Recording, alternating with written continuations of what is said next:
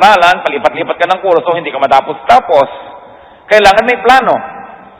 At kailangan kasama po sa plano na yan, mga kapatid, maging masaya. You've got to plan. You've got to make it a goal so that you have a clear set of steps that you must take so that you will be happy. Happiness doesn't grow on trees. Happiness does not fall from the sky. It must be worked for. And if needed, it must be protected. Napakarami pong mga bagay na gusto tayong nakawan ng kaligayahan.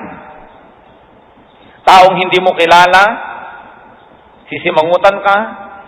Taong hindi mo kaano-ano, matatapakan ka. Taong hindi mo malang binabalak na makita sa buhay mo, biglang naging dahilan ng iyong kalungkutan, nanakawan ka, sasaksakin ka, hold upin ka, re-rapin ka. Napakaraming taong gustong gumawa ng masama sa atin. Meron naman mga tao, hindi nila balak gumawa ng masama, pero nakagawa na pala ng masama sa atin ang walang kamalay-malay. Meron naman mga tao, ang lapit-lapit sa atin, sila magiging dahilan para huwag tayo maging masaya. So pag pinayagan mo lamang na ang kaligayahan mo nasa kamay ng iba, lagi yung mawawala, laging aagawin ng iba. You've got to have a certain set of rules that you observe, that no matter what people do, they will not take away your happiness, or at least they will take only a portion and a part of that happiness. Maraming mga tao, ang ganda-ganda ng mood mo, magko-comment ng hindi mo nagustuhan. Sabihin, ang pangit naman ng buhok mo, saka nagpagupit. Yung walang masabing mabuti, may sasabihin pang pangit. Meron naman gumagawa ka ng paraan para ka sumaya. Sila naman, bibiguin ka nila. Kailangan, sabi ni Solomon, wala na akong alam na mas mainam pa sa buhay. Kundi, una, ang tao ay magpakasaya at gumawa siya ng mabuti. Siyempre, yung kasiyahan na hindi naman ikalulungkot o ikalulugi ng iba. Happiness is the correct response to God's blessings. Are you blessed by God? You must be happy. Binigyan ka ng Diyos ng paa, lumakad ka, mamasyal ka. Binigyan ka ng Diyos ng kamay, may gawin ka na nakakapagpasaya sa'yo. Binigyan ka ng mata, tumingin ka sa magagandang tanawin. Binigyan ka ng bibig, magsalita ka, kumanta ka. Nakakagalaw ka, sumayaw ka. Ibinigyan tayo ng Panginoon ng mga bagay na maaaring maging kasangkapan para tayo sumaya. Binigyan na tayo ng pera, gastahin. Binigyan tayo ng pagkain, kainin. Binigyan ka ng magagandang mga punda ng unan, gamitin. Puro nakatiklop lang, nasa cabinet, kailan mo gagamitin? Sa burol?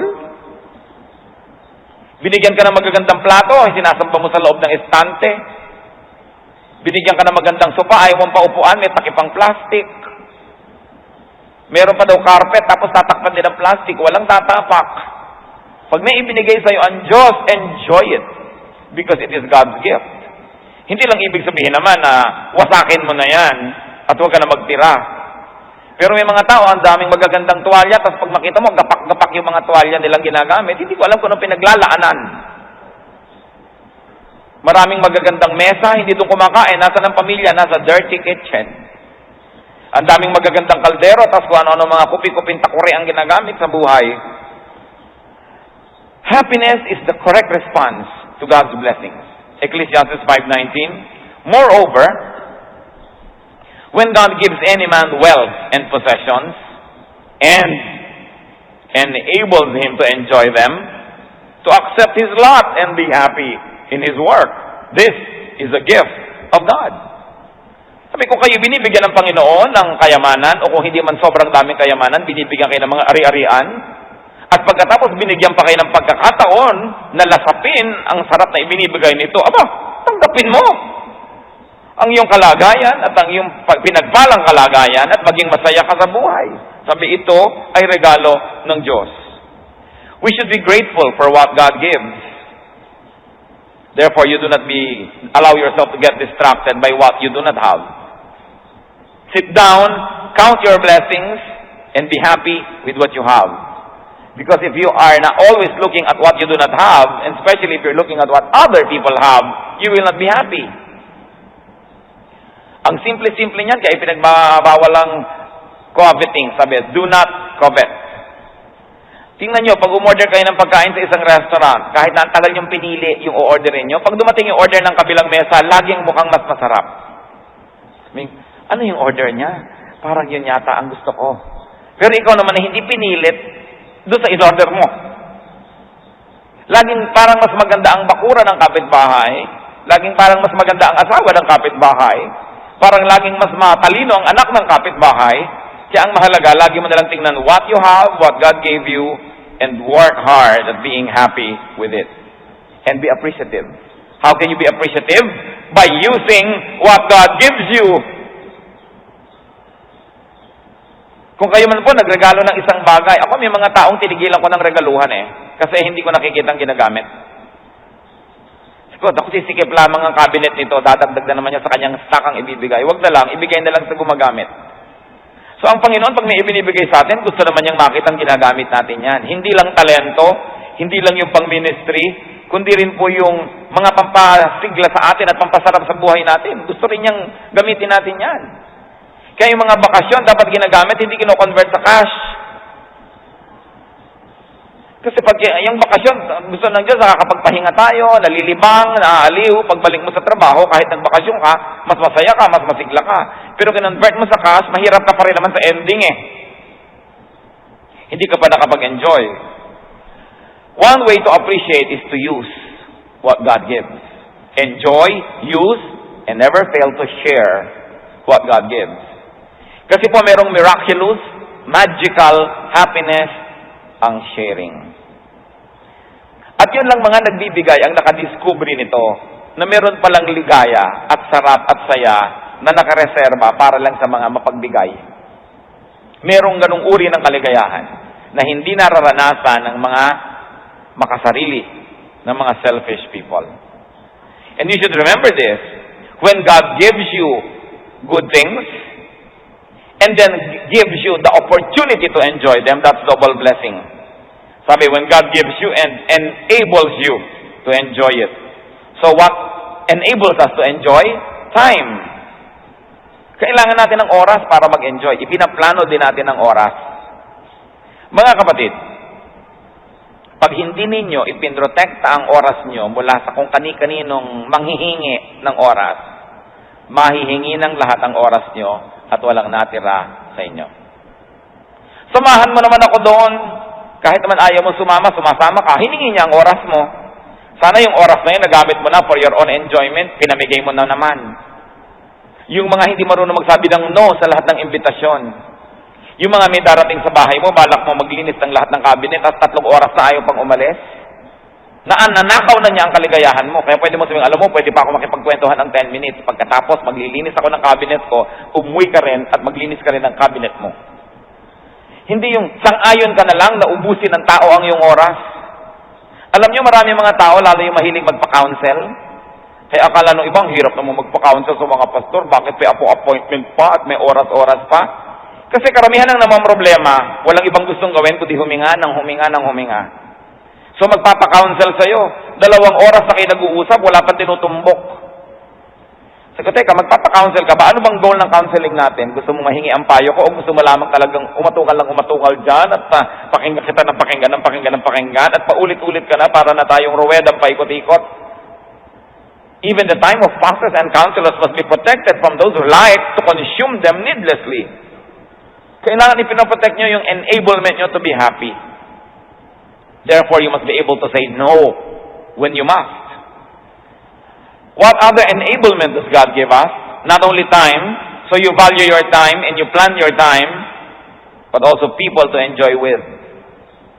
Alam niyo naman, happiness multiplies when there are people you share it with. And sorrows become smaller when there are people to share it with. So people are blessings. Pero kung kagalit mo ang yung hipag, kagalit mo ang yung kapatid, kagalit mo ang yung manugang, kagalit mo ang yung biyanan, kahit saan ka tumingin, naiinis ka, siguradong magiging malungkot ka. Kaya kailangan, kung napapansin mong marami kang kagalit, suriin mo ang iyong sarili, baka something's very wrong with you.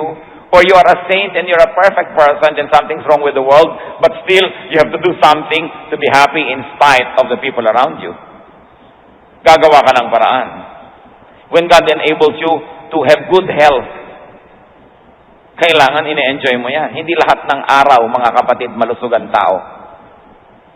Hindi lahat ng sandali ay malakas ang katawan. Kaya dapat sa mga panahon na malakas ang katawan, samantalahin. Gusto niyong akyatin ang bundok Banahaw, akyatin niyo na habang hindi pa kayo punong-puno na arthritis.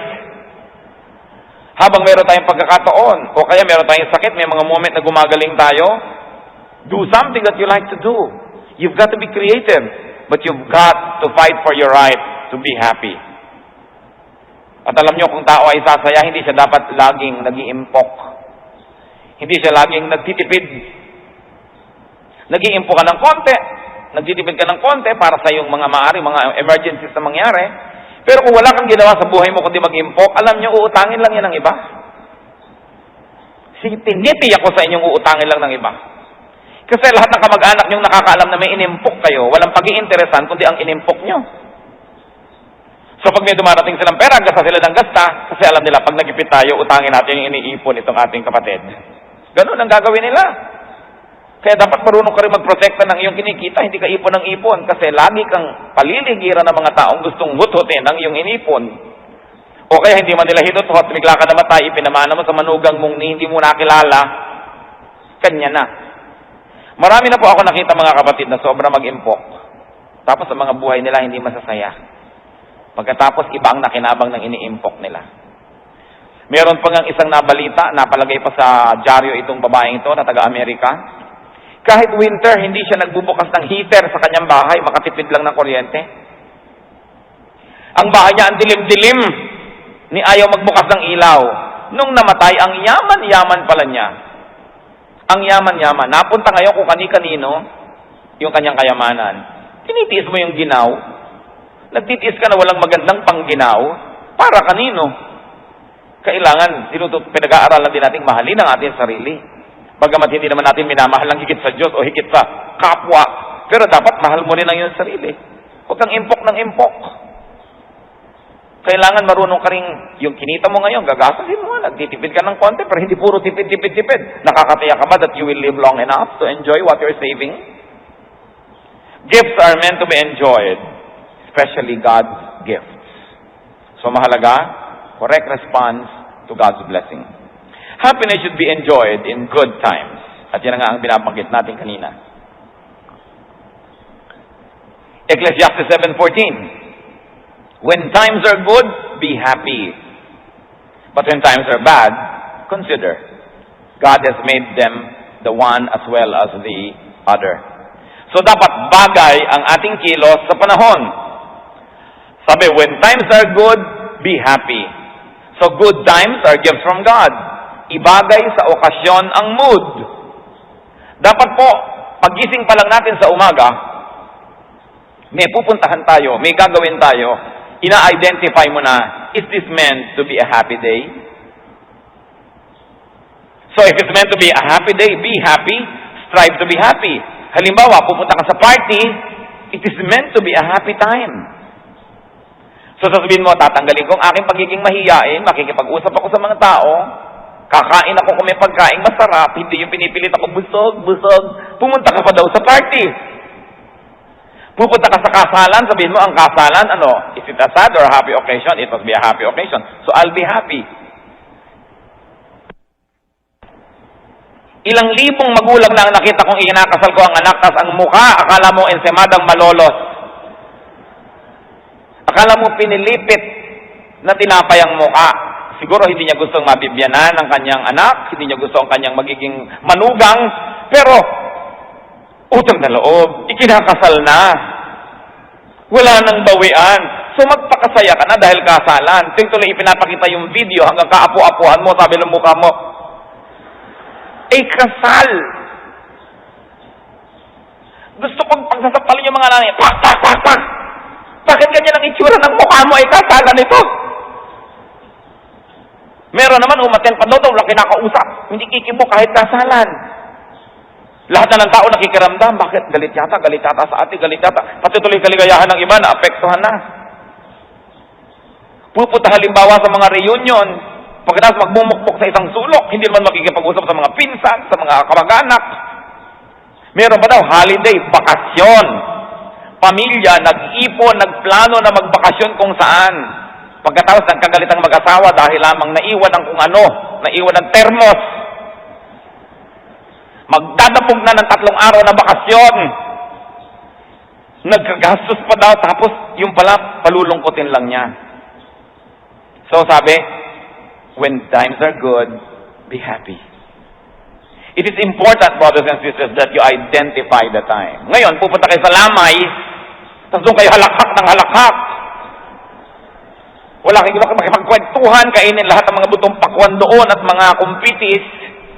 Parang wala ka sa lugar. Sabi, ito, this is a sad occasion, so I'll try to be subdued. It is time to be sad. In other words, you identify. Igalang nyo ang okasyon. Because sometimes we spend a lot of money, a lot of work, a lot of effort to put up an occasion so people will be happy. Tapos maninimangot ka. Tapos may hindi ka nagustuhan, may hindi ka nagustuhan kilos ng isang tao, narinig mong ganito, magdamag ka na, maghapon, 3 araw ka nang magmumukmok, affecting everybody around you. That's why it is so selfish. Because of course, people around you will be affected. So sabi ng Ecclesiastes, when times are good, be happy. Mga magulang, kahit ayaw niyong manugang niyo, kung ikinakasal na, gustuhin niyo na. Kasi, meron pa ako mga nakita, and these are sometimes very famous lolas. Eto na yung apo, ayaw sa napangasawa ng anak. Ni ayaw buhatin yung apong bagong panganak. In fact, I can quote somebody. Tandang-tanda ko sinabi. Sabi niya, he looks so frail and I lack practice. Kulang daw siya sa pagbubuhat. Actually, ayaw lang manugang. Ayaw sa manugang. Nung lumaki naman yung apo, joy of her life. So, tatanggapin mo rin lang yan, 10, 15 years from now, tanggapin mo na. Yung mga nagtatampuhan, magbabati din lang naman yan. 3 araw pang nagtiis. Mahirap sa puso. So sabi niya, Solomon, when times are good, be happy. And identify, this is a sad day. You know, there are only very, very few days that are meant to be sad. Sadness should only be a few tiny dots in an otherwise long, happy line of life. But why are many days sad? Because people choose to be sad. And because people choose to make other lives around them miserable. Because they feel miserable, they make everybody else become miserable. And that is the height of selfishness. Kailangan maging masaya ang tao. Sayang ang buhay kung malungkot lang. Happiness is to be had in youth. Ecclesiastes 11:9. Be happy, young man, while you are young, and let your heart give you joy in the days of your youth. Follow the ways of your heart, and whatever your eyes see. But know that for all these things, God will bring you to judgment. So sinabi, magpakasaya ka, huwag mo lang lilimutin, naharap ka sa Diyos. In other words, kung anong kaligayahan na pwede mong gawin, gawin mo. Huwag ka lang lalampas sa tama, dahil tiyakin mo, at tinitiyak ko sa iyo, huhusgahan ka ng Panginoon pagdating ng araw. Pero lahat ng pwede mong gawin na kasiyahan na hindi naman ipanghuhusga sa iyo at isusumpat sa iyo ng Diyos at hindi ka pagbabayarin, gawin mo. Dahil bata ka sabi.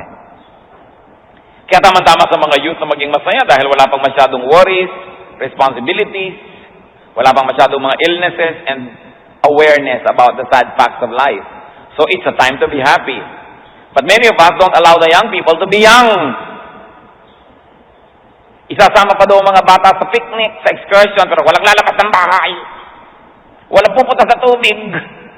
Walang pupunta sa may puno. Ba't hindi nyo nilang ikulong? Para madalian kayo mag-alaga at huwag siyang manganib. Kaya kinakailangan pinapayagan din natin ng mga young persons. Pero siyempre may limitasyon. Kung may danger talaga, hindi. Pero you should define what danger is. Hindi yung sobra na linis ng bata. You know, children should be clean enough to be healthy, but dirty enough to be happy. Pag sobrang linis, parang lagi nasa ospital, una, hindi na nakaka-develop ng antibodies, humihina tuloy ang katawan. At pangalawa, alam niyo yung batang kay linis-linis ng damit, maghapong may pinuntahan ng linis-linis ng damit, isa lang ang tinitiyak ko sa inyo noon, isang masungit na nanay,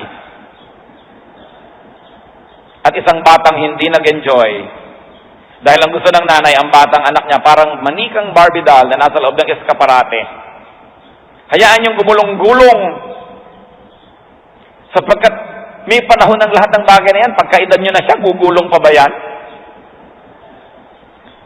Ang hirap naman sa atin, gustong-gusto mo, ay, ang bata nakakalakad na, wow, hakbang, hakbang. At pag marunong maglakad, huwag kang aalis ng bahay. Huwag kang aalis dyan ka lang. Siyempre, merong hangganan ang pwedeng gawin. Dahil ngayon, mapanganib ang panahon. But parents must know which they should allow and which not. Because sometimes we deprive children of their childhood because we expect them to behave like adults. The very nature, the very disposition, the very situation of children and young people are very conducive to happiness. Kaya kailangan huwag tayo ang maging sagabal dyan. Dapat we should make children as happy as possible. Kasi yung kaligayahan ng bata habang maliit siya, baon-baon niya buong buhay. Yun ang kanyang panglaban sa lahat ng sakit ng mundo. Pero tingnan niyo yung mga batang lagi na lamang inapi, lagi na lamang pinagalitan, lagi na lang ginulpe. Pag lumaki, gumaganti sila sa mundo, galit sila sa mundo, dala-dala nila sa puso nila. Papauna ng maraming kaligayahan ang puso ng isang bata. At napakalaki ng pagkakataon na yan ay maging isang well-adjusted person. Allow young people to be happy and allow them to be young. Talagang napakalaki pong kalbaryo yung naliligid ka ng mga teenager na wala na makakwenta-kwenta, tawanan, ang iingay, ang pasa niya, talagang nakakaligalig sa mga may edad na. Pero kung gusto natin na payagan silang maging ganon, dapat umimbento rin tayo ng sarili nating peace, sarili nating kaligayahan, kahit sila kuminsan nakakagulo sa ating gustong katahimikan. But we should not impose on them the taste of adulthood because they are not adults yet. Kailangan silang bigyan ng ganong pagkakataon. Sapagkat dumarating ang pagkakataon, ibigin man nilang sumaya, ibigin man nilang lumakad, hindi na rin nila kaya. John 21 verse 18. I tell you the truth, and this is the Lord speaking. When you were younger, you dressed yourself and went where you wanted. But when you are old, you will stretch out your hands, and someone else will dress you and lead you where you do not want to go. Sabi ni Lord, darating ang panahon, binibihisan ka ng ayaw mong isuot sa'yo, dinadala ka sa ayaw mo, pero matanda ka na kasi wala kang choice. So, yung batang pwede pang magbihis at pwede pang pumunta doon, hayaan. Huwag lang naman yung sinipuna dahil kita na yung pusod, nagdamit pa daw. Kailangan na pagbibihis ay disente, hindi ka nagiging sex object. But we should allow a little leeway. Nung araw, pati haircut talaga, very regulated. You know, kasi yung magulang crew cut, gusto yung anak crew cut din. So, binibigyan natin ng konting pagkakataon yung mga young people to be young, not to be like us. Because when they are our age, they will be like us. But when they are young, we allow them room to be young. So long as they have limits and they do not needlessly endanger their lives. It is important in life so that we can be happy. Happiness should be expressed. Happiness should be celebrated. James 5:13, is anyone happy? Let him sing songs of praise. In other words, masaya ka na pala. Huwag mo nang pigilin. Ang pipigilin lang kasalanan. Pero yung masaya ka, bakit ayaw mong ipahalata? Gusto mo na yung kinakain mo, magtitira ka pa ng konti, ay baka mapagsabihan akong patay gutom. Gusto mo na pala, kainin mo lahat. Natutuwa ka pala, tumawa ka. Meron naman natutuwa na ayaw pang tumawa, baka mapagkamalan ako mababaw. Kaya nga sabi ni Sampaguita, ayaw ka ng patry-try, ang gusto ko ay todo bigay. Basta't hindi sa kasamaan at hindi sa kasalanan, celebrate, be open. And I tell you, brothers and sisters, say yes more often to the good things. Meron mga tao, gusto mong ba ito? Hindi ka pa tapos mag-alok? Hindi. Sobrang defensive. Akala mo, pag inaalok mo, pinagbibintangan mo siyang patay gutom. Gusto mo ba sumama? Hindi. Gusto mo ba nito? Ayaw. Gusto mo ng unan? Hindi. Lahat ng comfort na iaalok mo, ayaw tanggapin. Pride yun eh. Or insecurity. Kasi hindi sanay na binibigyan ng mabubuting bagay, ang tendency agad magduda sa nag-aalok. Gaano karami pong kaligayahan, mga kapatid, ang na-miss natin just because we did not say yes. to the right things. Kaya kailangan mas marunong tayong magbukas-bukas. Lalo pangat kung ang assessment nyo sa sarili nyo, hindi naman kayo talaga ganun kasaya. Dapat may baguhin sa equation para maiba yung product. Ibahin ang timpla para yung ending maiba. And the Bible says that happiness is for the godly. Matthew 25, 21, and 23. His master replied, "Well done, good and faithful servant. You have been faithful with a few things. I will put you in charge of many things. Come and share your master's happiness." So yung mga tao pong kinalulugdan ng Diyos, hinahayaan niyang makihati sa kanyang kasiyahan. So you want to be happy? Be godly. Be godly and you will be sharing the Lord's happiness. And when God gives you happiness, huwag magpakipot. Kailangan pinapasaya ka, magsaya ka. Ipakita ang appreciation sa kabutihan ng Diyos. Finally, marami sana tayong gusto pag-usapan, pero for now, happiness is from God. Happiness is for people who please God. Ecclesiastes 2:26, to the man who pleases him, God gives wisdom, knowledge, and happiness.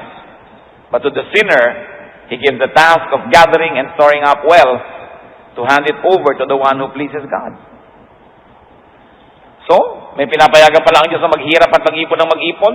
Hindi siya natutuwa sa mga taong yon. At kung lumaon, ibibigay lang pala ng Panginoon doon sa kinalulugdan niya yung pinaghirapan ng iba. So make it your main, make it your primary business to please God. Because when God is pleased with you, how can anyone stop Him from blessing you? God gives happiness to His people. Zechariah 8:19, this is what the Lord Almighty says. The fast of the 4th, 5th, 7th, and 10th months will become joyful and glad occasions and happy festivals for Judah. Therefore, love, truth, and peace. So pati po yung mga buwan ng pangingiling at mga pag-ayuno, itinatalaga ng Diyos sa itong mga schedule na ito will become happy and joyful occasions. In other words, while the Lord understands and even wants us to go through some quietness, sometimes some sadness, so that we can reflect, the Lord also wants us to enjoy and to be happy. So be happy. Make it your goal to be happy. You say, today I'm going to be happy. No matter what my mother-in-law does, I have decided I'll be happy. No matter what my spouse says, no matter what behavior I see from my neighbor, I decide that they are not going to be the determining factors of my sadness or happiness. I decide to be happy. Kung natutuwa ako sa itsura ng buhok ko, kahit sabihin ng lahat na mukhang pugad ng ibon, basta decided ako, masaya ako doon. 1 Thessalonians 5:16, be joyful always. And of course, you should also make others happy. Kaya meron po tayong pananagutan. Do you know that cheerfulness is charity? Akala nyo ang charity yung nagbibigay lang kayo ng dugo, nagbibigay kayo ng damit, nagbibigay kayo ng gamot. Yung hiningitian nyo ang tao, yung masaya kayo, ginagawa nyo rin siya ng mabuti. Yung may kasama kayo sa bahay, may kasama kayo sa biyahe, na hindi na kayo pinapakiramdamang ano kaya, malungkot kaya siya, galit kaya siya, masama kaya loob niya. So tinatansya-tansya ka pa, sinusuyo-suyo ka pa, na nagkakatrabaho tuloy sila. Actually, it is charity to let people know that you're alright, that you're happy. And even if there are some causes of sadness in your heart, you don't always show it so that you don't affect other people. That is kindness. Pero dahil nasira ang mood nyo, sisirain nyo rin ang mood ng lahat. That is selfishness. Make others happy. 2 Corinthians 7:13. In addition to our own encouragement, we were especially delighted to see how happy Titus was, because his spirit has been refreshed by all of you. So Titus was depressed, was sad, his spirit was refreshed by others. And Paul says, ikinalulugod ko na dahil sa inyo, sumaya-saya si Titus. Meron tayong pananagutan sa isa't isa. Hindi tayo nabubuhay para sa sarili lamang. Kaya kailangan iniisip din natin, paano ang magiging reaksyon ng iba. Dadalo ako ng kasalan, tapos maninimangot ako, paano ang reaksyon ng mga kabilang partido? Paano ang reaksyon ng lahat ng tao? May pananagutan ako, it's a happy occasion, I'll contribute to its happiness. And if I will not be able to contribute actively, at least I will not actively destroy the happiness of other people. And you know what, church? Another important thing is to allow others to give you happiness. Payagan nyo na pasayahin din nila kayo. May mga tao gusto naman nila, sila lang yung bigay ng bigay pero ayaw tumanggap. Payagan nyo na pasayahin din kayo. May mga magulang sobrang martir, walang iniisip kundi magbigay sa anak, tapos binibigyan na, tinatanggihan pa. Kasi iniisip, nahihirapan ng anak ko, huwag na lang akong bigyan. Payagan nyo rin ang taong pasayahin kayo. Payagan nyo yung mga tao. Kung sinusuyo kayo, pasuyo na kayo. Huwag na kayo mag-play hard to get. Kasi maiksi ang buhay. Bawat isang araw na hindi ka masaya, kabawasang malaki. Meron nga po tayo isang kapatid, ikinalulungkot natin. Sumakabilang buhay na. So, ganyan ang buhay. Halimbawa na isang pastor, tulad ng inyong lingkod, may ipinapanganak ngayon, may mamamatay bukas, may nanganganib ngayon, meron namang biglang gumraduate, hindi mo na malaman kung paano ka sasaya, lulungkot within a span of 1 minute.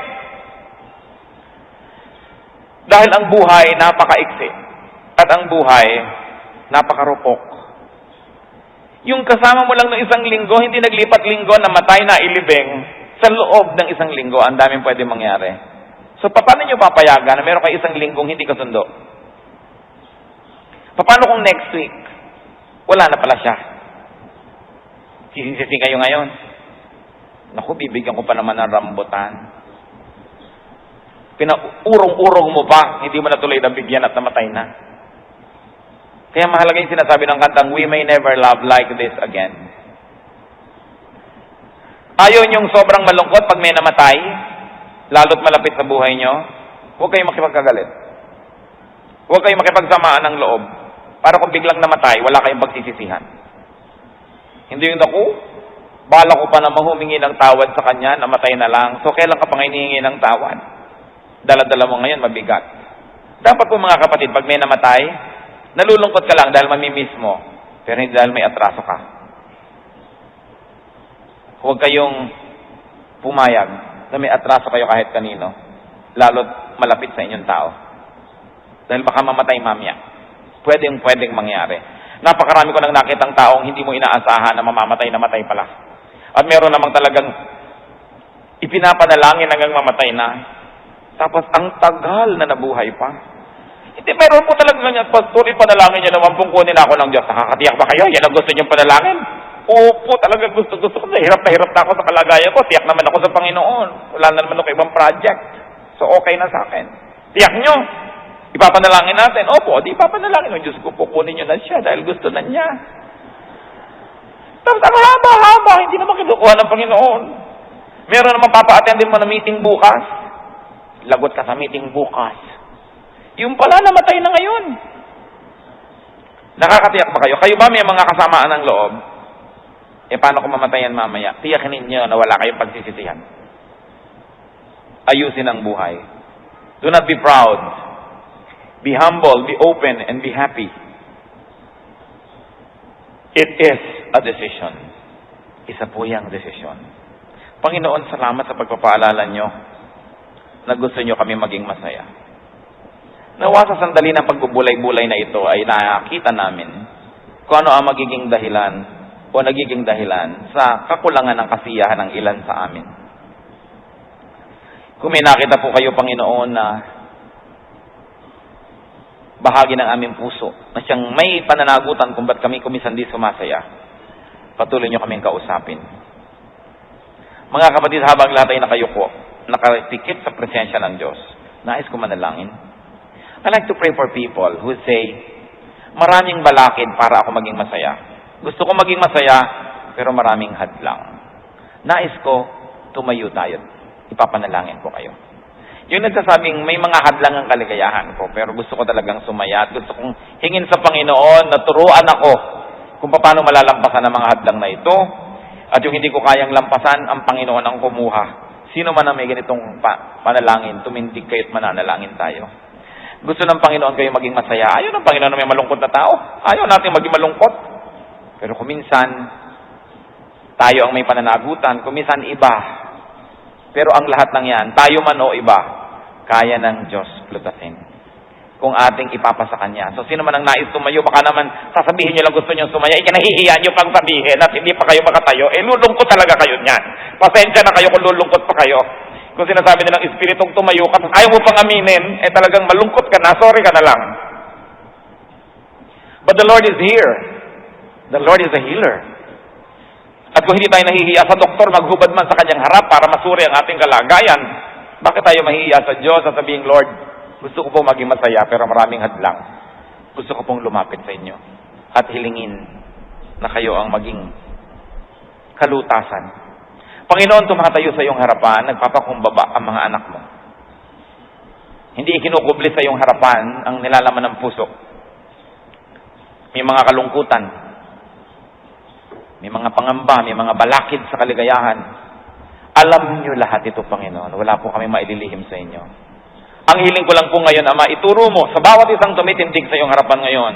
Una, kung sila mismo ang may pananagutan kung ba't di sila masaya. Ituro mo ang higit na tamang paraan. Ituro mo at ituwid ang aming mga... Pangalawa, kung iba ang dahilan ng kalungkutan o sagabal sa kaligayahan ng iyong mga anak na hindi namin kayang sakupin ang kalooban ng mga ibang tao na yon, Panginoon, kaya niyo po silang turuan, kaya niyo silang kausapin at kaya niyo silang ituwid. Ipinababahala po namin sa inyo ang mga ibang tao na nagiging sagabal ng aming kaligayahan. At kung ang sagabal na ito, Panginoon, hindi ibang tao, kundi mga bagay, pananalapi, mga sakit, mga karamdaman, mga alalahanin, lalong-lalo naman, Panginoon, na kaya niyo po ang mga ito. Ipinagtitiwala namin sa inyo at turuan mo po kami magtiwala sa inyo. At kung ano man ang aming kalagayan, ano man ang kulang sa aming panukat, matuto pa rin kami, Panginoon, ay paglaban na pwede kaming maging masaya kahit may kulang sa buhay. Marami mga taong sobra-sobra ang mga tinatangkilik, subalit di rin masaya. Kaya ituro mo sa amin, Panginoon, na ito hindi sa kayamanan o karalitaan, kundi ito sa kalagayan ng aming puso kung paano kami magiging masaya.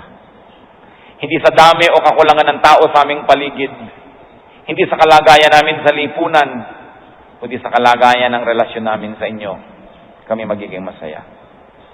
Ituwid niyo ang aming mga kalikuan. Paglinawin niyo ang aming mga kadiliman, Panginoon. At kung niloloob niyo, Panginoon, sa inyong mahiwagang pamamaraan, na kami dumanas talaga ng lungkot upang kami mapag-isa, makapag-isip-isip, magbulay-bulay, ituro mo rin sa amin ito, Panginoon, na tanggapin ang pansamantalang mga kalungkutang ito. Matuto kami mula sa mga leksyon ito. At kung kami natuto na, hanguin mo kami sa mga bagay na ito, Panginoon. Kalooban niyo nawa ang maganap. At idinadalangin ko, anak, mga kapatid, inilalapit ko sa Panginoon ang inyong mga puso. Panginoon, tingnan niyo po ang puso ng bawat isa. Hipuin ninyo ang mga pusong nag-iisa.